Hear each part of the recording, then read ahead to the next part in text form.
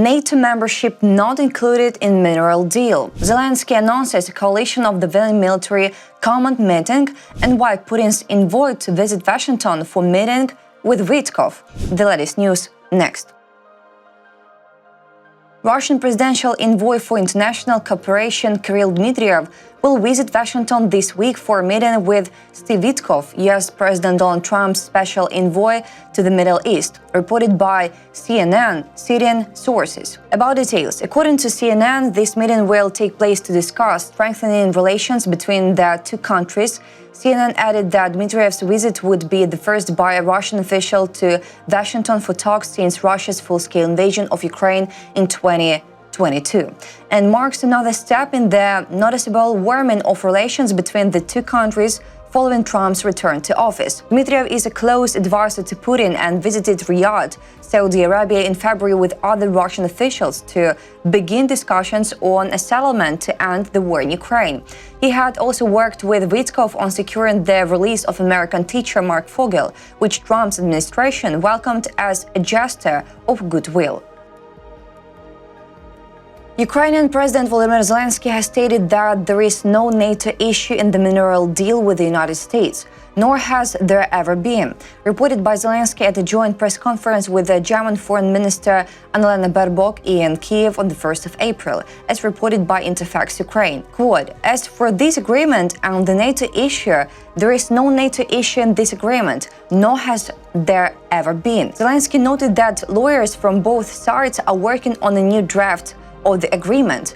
About background, while speaking to journalists on the 31st of March, Trump claimed that Ukrainian President Volodymyr Zelensky wants to withdraw from the mineral deal and has warned him of big problems if he does so. "We made a deal on rare earth, and now he's saying, well, I want to renegotiate the deal. He wants to be a member of NATO. Well, he was never going to be a member of NATO. He understands that. So if he's looking to renegotiate the deal, he's got big problems." Ukrainian President Volodymyr Zelensky has announced the first meeting of countries willing to deploy a potential peacekeeping contingent in Ukraine, reported by Zelensky at a joint press conference with the German Foreign Minister Annalena Baerbock in Kiev on the 1st of April, as reported by European Pravda. Zelensky stated that a meeting between the military commands of those countries ready to deploy a contingent in Ukraine would take place on Friday, the 4th of April. As for the issue of the contingent, we will have a meeting on Friday, 4th of April. There will be a meeting of military commands from several countries, a select group of countries, those who will be ready to deploy a contingent in one form or another. Zelensky noted that this would be the first in-depth meeting. There have been consultations, but this will be the first in-depth meeting. We will see some clarifications and some details. Importantly, it will be based on the proposals prepared by the Ukrainian side. Ukrainian President Volodymyr Zelensky expects the United States to ratchet up sanctions against Russia soon due to its violation of the energy truce. Reported also by Zelensky at a press conference with the German Foreign Minister Annalena Baerbock. Zelensky believes that following agreements in Saudi Arabia to hold strikes on energy facilities, we have reached the point of increasing sanctions pressure. Because I believe that the Russians are violating what they promised to America, at least what America told us publicly. And we very much hope that President Trump has all the appropriate tools to increase sanctions pressure on the Russian side.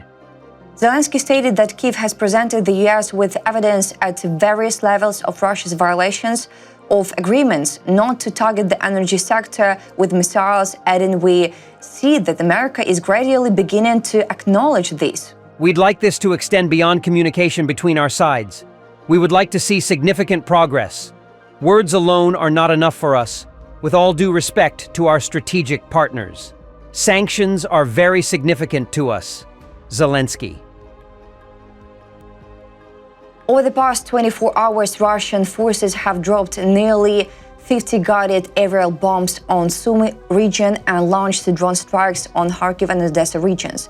They have also targeted Ukrainian energy infrastructure facilities, reported by Ukrainian President Volodymyr Zelenskyy. Zelenskyy said that Russia's strikes had targeted an energy infrastructure in Sumy region, and FPV drone hit a substation, and in Nikopol-Dnipropetrovsk region, artillery shelling damaged a power transmission line. Almost 4,000 customers were cut off from the power grid. The president stressed that such systematic attacks demonstrated Moscow's disregard for the diplomatic efforts of international partners. Putin does not want to ensure even a partial ceasefire. We need new and tangible pressure on Russia to put this war on a course to end. We should not wait until 11th April, when it will be a month of the Russians saying no in response to the American ceasefire proposal. We need to act as soon as possible. We are ready to work with all our partners in America, Europe, and the world in the most constructive way possible to achieve the much-needed result of a decent and lasting peace. That's all for today. Thanks for watching this video. Like and subscribe.